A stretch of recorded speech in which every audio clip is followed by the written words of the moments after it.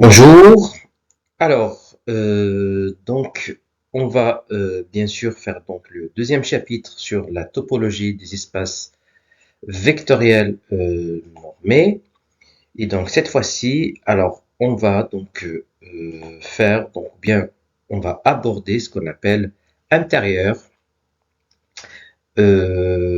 adhérence, donc frontière et densité. Alors, je vais rappeler donc le cadre. Alors, ici, donc, on travaille dans un espace vectoriel E, normé donc de cette norme-là, et donc sur un corps K, donc qui peut être le plus souvent soit R, soit C. Très bien. Donc, alors, nous avons vu pour la première partie, donc nous avons vu ce qu'on appelle voisinage ouvert et fermé.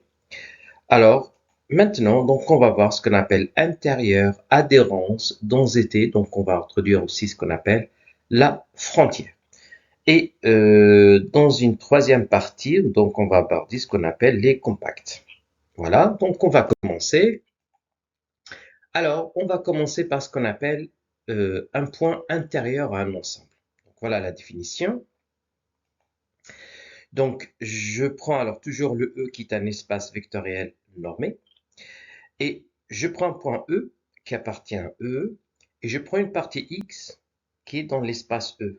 Ben, on dit que ce point-là est intérieur à X si tout simplement c'est X est un voisinage de A. Autrement dit, eh bien, je peux toujours trouver un réel strictement positif R tel que la boule de centre A et de rayon R soit inclus dans X. Voilà, et l'ensemble des points intérieurs à X se note avec X et un petit rond là au-dessus. Eh bien, donc ça veut dire que X intérieur, on est donc intérieur X, c'est l'ensemble des X qui appartient à E, voilà, tel qu'elle existe R strictement positif, avec tel que la boule de centre X et de rayon R soit bien incluse dans X. Voilà, et donc tout simplement dire que A est intérieur à X, ça veut dire que X est un voisinage de A. Sachant que nous avons déjà vu dans le premier paragraphe la notion donc de voisinage. Alors, donc d'après cette définition-là, donc on a une remarque très très simple ici. Donc il s'agit de remarquer que l'intérieur de X est inclus dans X. Tout simplement, si je prends X à l'intérieur, en fait, de l'intérieur de X, donc ça veut dire qu'il appartient à X point, ou bien X rang ici, eh bien, par définition, donc il existe R, tel que la boule de centre X et de rayon R est incluse dans X. Si cette boule-là est incluse dans X, et comme X est dedans, ça veut dire que X il est dans grand X. Bien sûr, voilà ce qui prouve cette inclusion. Voilà. Alors, donc, on va voir une proposition ici.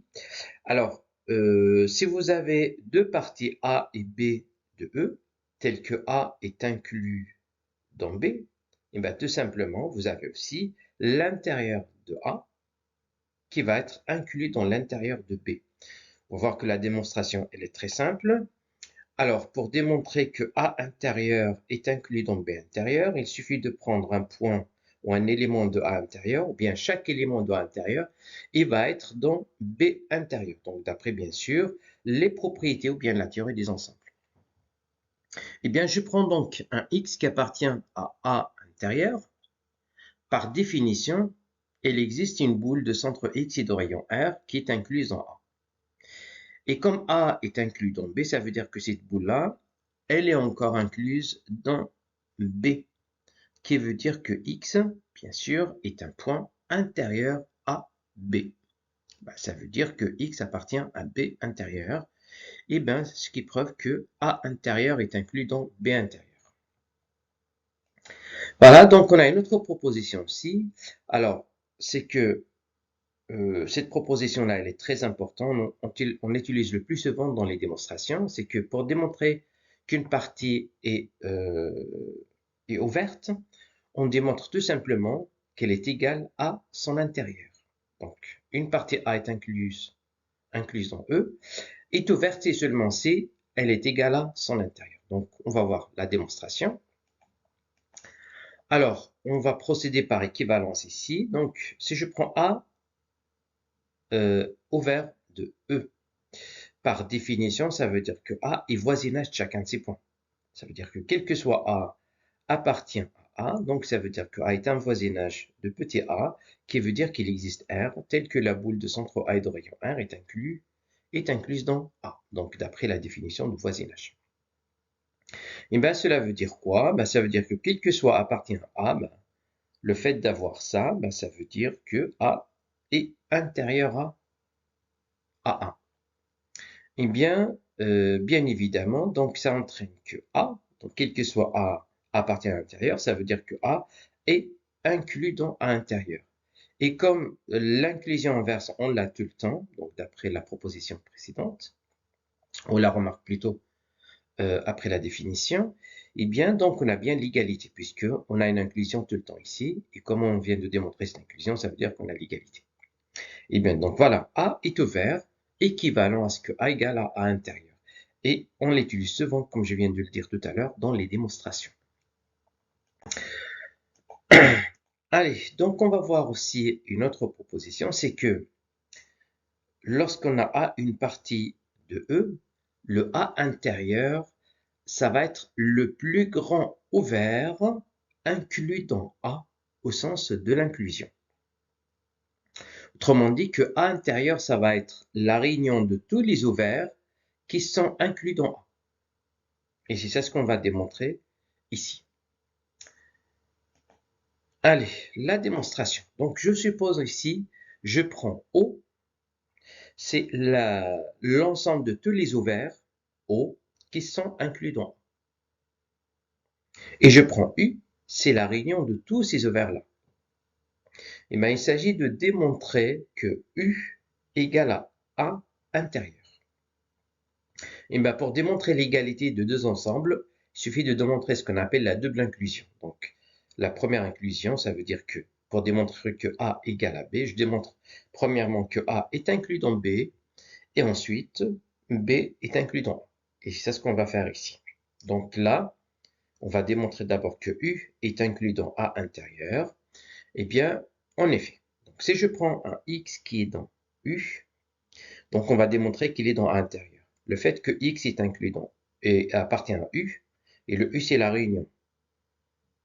Donc, appartenir à une réunion, ça veut dire appartenir à au moins à l'un de ces parties-là. Donc, ça veut dire il existe un O dans cette réunion-là, tel que le X, il est dans O.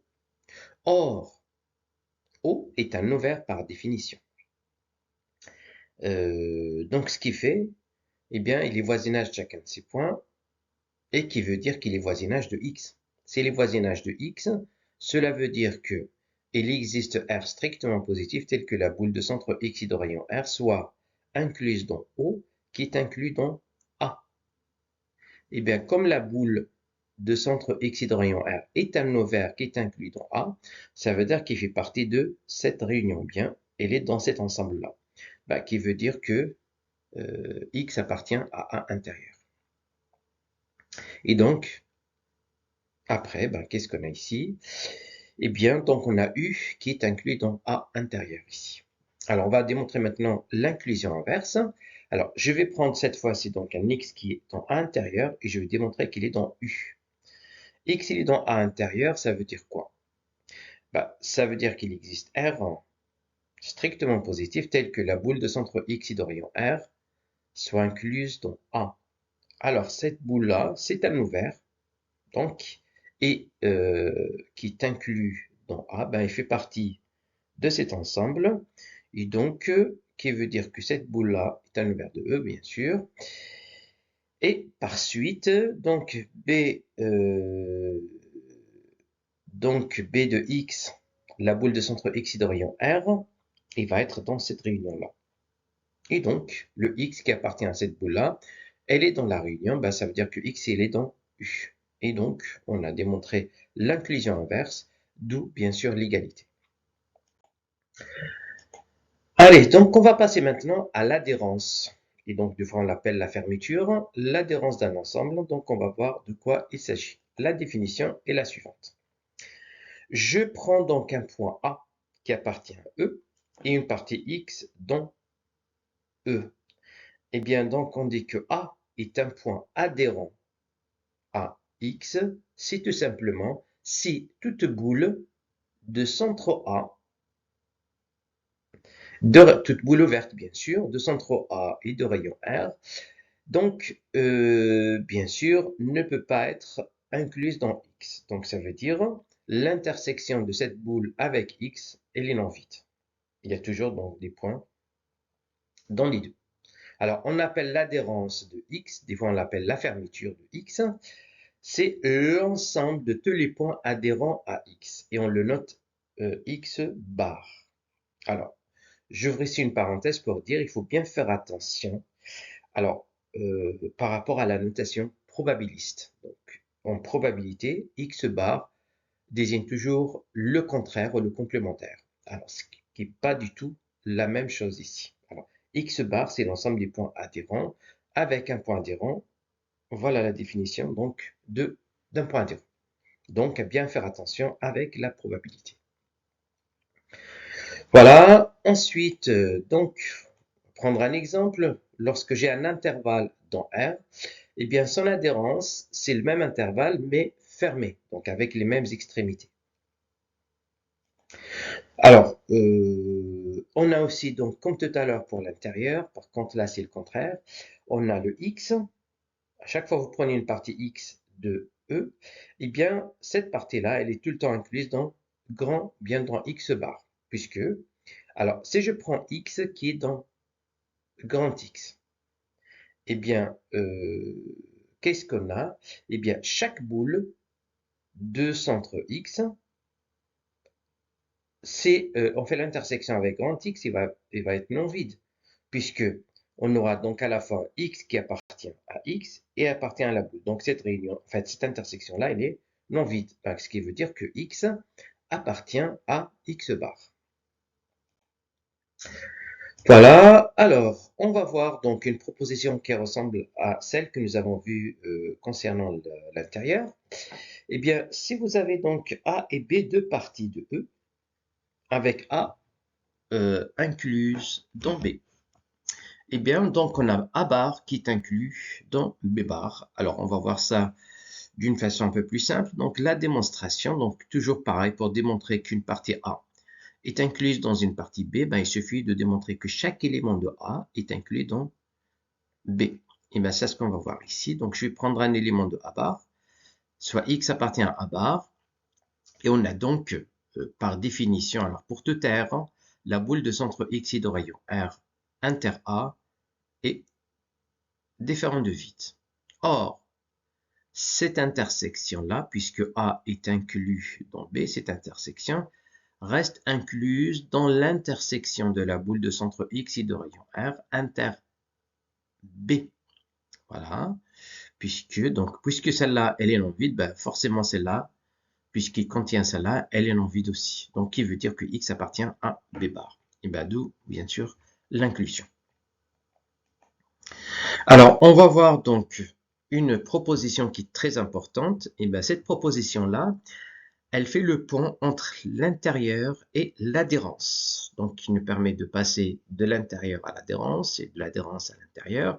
Et en l'occurrence, des fois, bon, pour certaines propriétés, donc on démontre juste, voilà, donc des fois c'est plus facile de démontrer donc qu'un point est adhérent ou un point, bien sûr, est intérieur. Donc on choisit par rapport, bien sûr, à la facilité. Alors, on va démontrer donc cette proposition. Alors, donc on va le faire par équivalence. Alors, donc je prends un élément de A bar complémentaire et je dois démontrer, bien sûr, qu'il est dans A complémentaire intérieur. Donc, X appartient à A bar complémentaire. Par définition, il existe R strictement positif, tel que la boule, puisque donc il n'appartient pas là, c'est la négation de la définition. Donc, dans la définition, on avait dit donc quel que soit R, la boule de centre X et de rayon R inter A et non vide, la négation, en fait, le contraire, cela veut dire qu'il existe un certain R qui est strictement positif, tel que la boule de centre X est au rayon R. Inter A est vide.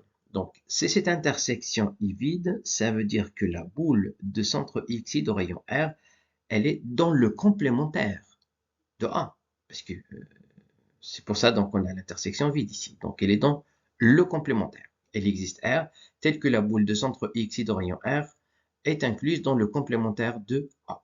Et ça, c'est la définition, bien sûr, du fait que X est intérieur à A complémentaire. Et voilà, donc on a bien l'équivalence. Et on va voir que le deuxième point ici, on l'obtient tout simplement à partir du premier en faisant quelques modifications. Voilà, alors, donc, on reprend voilà la démonstration. Allez, donc là, pour avoir le deuxième point ici, ben, il suffit juste donc d'appliquer le premier point ici. Donc, au lieu d'avoir A, eh bien, je vais avoir A complémentaire.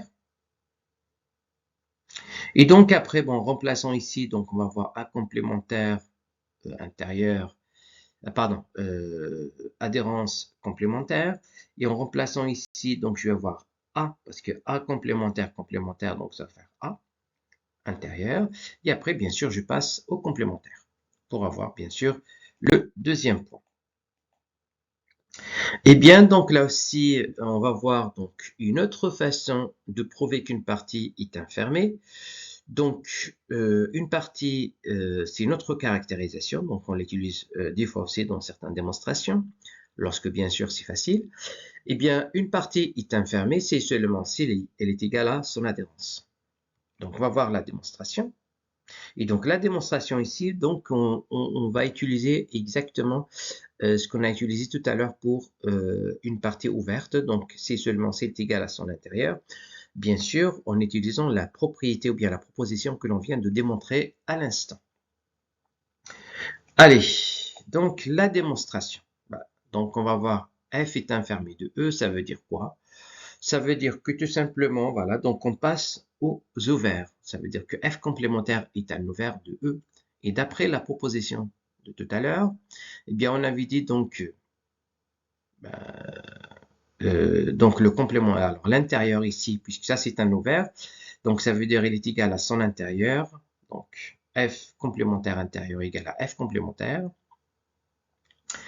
Et bien sûr, donc là, d'après encore la même proposition, donc pas la même, mais celle-là, donc c'est une autre. Donc là, celle-là, donc ça fait f bar complémentaire. Et donc celle-là, donc ça fait f complémentaire. Et bien par passage ici au complémentaire, ben, on obtient que f complémentaire est égal à f. Et donc une partie est infermée, c'est seulement si elle est égale à son adhérence. Allez, on va voir aussi donc que l'adhérence d'une partie, c'est tout simplement c'est le plus petit fermé au sens de l'inclusion qui contient A. Alors soit A une partie de E, alors A est l'intersection de tous les fermés contenant A. Bien sûr, donc A bar est le plus petit fermé au sens de l'inclusion contenant A. Eh bien, on va voir donc la démonstration, donc une démonstration qui ressemble parfaitement à celle que nous avons vue pour l'intérieur. Donc cette fois-ci, alors je prends tous les fermés, voilà, qui contient A, et je prends G, l'intersection de tous ces fermés-là. Et donc il s'agit de prouver que G égale à A bar. Allez, on y va. Donc, alors, vous avez vu donc encore une fois, on utilise la propriété de tout à l'heure, c'est que vous avez donc A bar complémentaire qui est égal à A complémentaire intérieur. Et là, on n'utilise que le fait qu'un ouvert, c'est la réunion de tous les ouverts qui sont inclus dans cette partie-là. Donc, puisque là, ça c'est un ouvert, donc l'intérieur donc de ça, ben, c'est la réunion de O avec O ouvert, mais il faut qu'il soit inclus dans A complémentaire. Donc là, je suppose bien sûr qu'on est toujours un petit peu la théorie donc des ensembles, c'est-à-dire toutes les propriétés concernant donc les ensembles, notamment les intersections, les réunions, les complémentaires, etc. Et notamment c'est les lois de Morgan. Alors, donc A bar. Donc, parce que là, je dois passer au complémentaire pour avoir A bar. Donc, ça va être l'intersection. Donc, de tous les compléments, en fait, ça c'est l'intersection alors. Donc, de O complémentaire avec O est un ouvert et O est inclus dans A.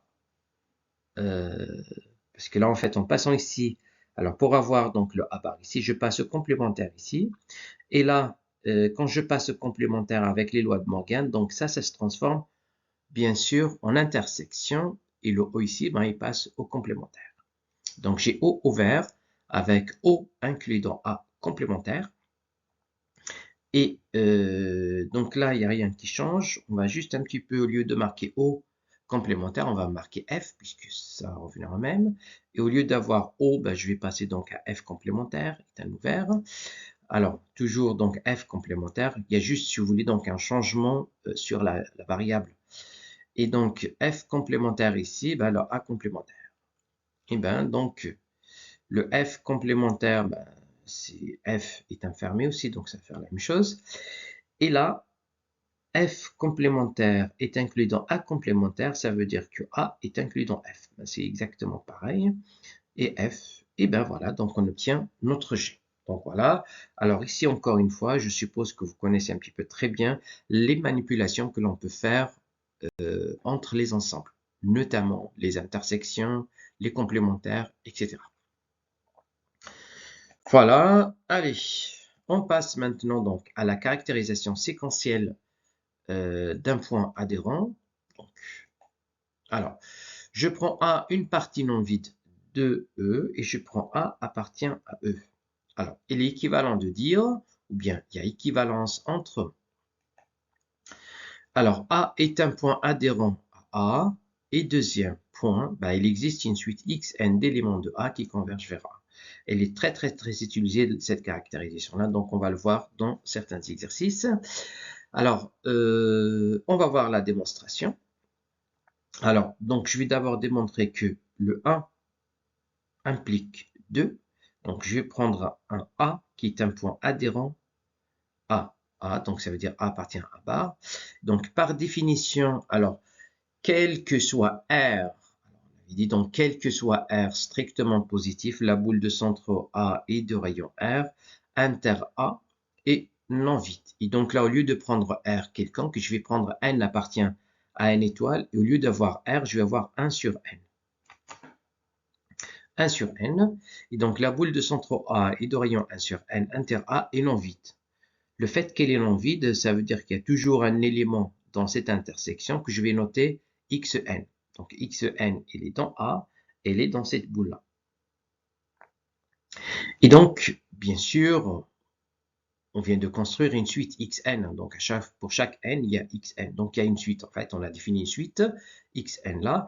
Et le fait que cette suite-là, Xn, elle est dans cette boule, ça veut dire que j'ai la norme de Xn moins A, donc le fait que est inférieur à 1 sur n, et le fait que 1 sur n tend vers 0 en plus l'infini, ben cela veut dire que la suite Xn tend vers A. Et donc voilà, on a trouvé une suite Xn qui converge vers A. Alors on va voir le sens inverse. Le sens inverse, le 2 qui entraîne le 1. Alors, inversement, donc je prends une suite, donc je suppose qu'il existe une suite Xn d'éléments de A qui convergent vers A. Et on va démontrer que le A est un point adhérent. Eh bien, donc, d'éléments de A qui convergent vers A. Donc, on doit montrer que A appartient à A bar. Alors, comme A est inclus dans A bar, donc on avait dit ça, c'est tout le temps, voilà, ça existe tout le temps là. Donc, le A bar, au sens de l'inclusion, c'est plus grand que A. Eh bien, donc, j'ai Xn, voilà, donc, qui est une suite.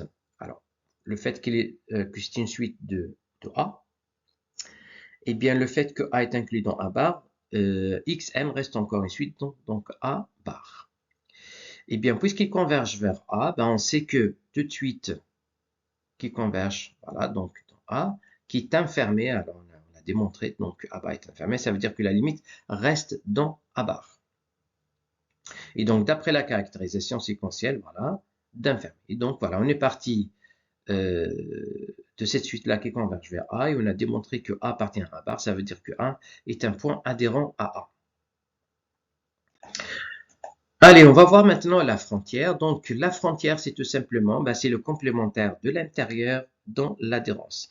Alors, lorsque vous avez donc une partie A de E, et bien la frontière que l'on note donc FR de A, c'est tout simplement, c'est l'adhérence A bar moins A intérieur. Autrement dit, c'est le complémentaire de l'intérieur dans l'adhérence. Alors, il y a des exemples classiques concernant les intervalles et les boules aussi, donc les boules fermées et les boules ouvertes. Alors, la frontière d'un intervalle de cette forme-là, ça va être donc l'adhérence qui est l'intervalle fermé, moins l'intérieur qui est l'intervalle ouvert.